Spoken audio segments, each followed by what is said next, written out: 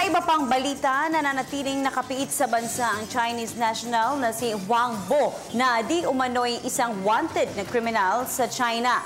Kaugnay nito, tiniyak ng Bureau of Immigration ang pagpapatupad ng deportation order laban sa dayuhan sakaling matapos ang investigasyon sa kaso nito. Ang ulat mula sa aming kasama si Ara Perez. Nananatili sa Taguig City Detention Center ng Bureau of Immigration ang di umano'y Chinese syndicate na si Wang Bo.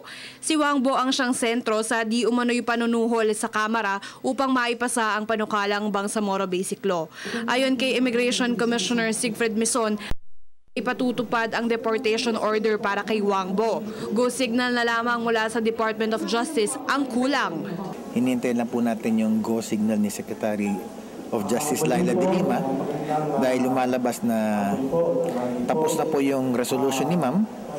Hinihintay na lang po matapos yung investigasyon ng National Bureau of Investigation at saka yung committee hearing doon sa Congress kasi meron nga po mga allegations of bribery. Inamin ni Mison na hindi naging madali para sa ahensya na mapagitna sa issue kay Wang Bo.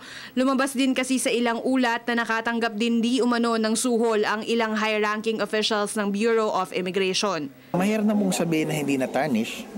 Na-tarnish din po kahit paano dahil maganda na nga po yung imahe ng Bureau pero nagkaroon nga po ng ganitong insidente. Pero sa pangkalahatan, hanggang ngayon pa rin makikita na talaga na nagbago na yung mukha ng Bureau. Maganda na po yung ating empleyado. Una nang itinanggi ng naturang Chinese national na wala siyang kinalaman sa di umano'y 440 million peso payola sa mga mambabatas at maging sa sinasabing 100 million peso na suhol sa mga opisyal ng Bureau of Immigration. Para sa Telebisyon ng Bayan, Ara Perez.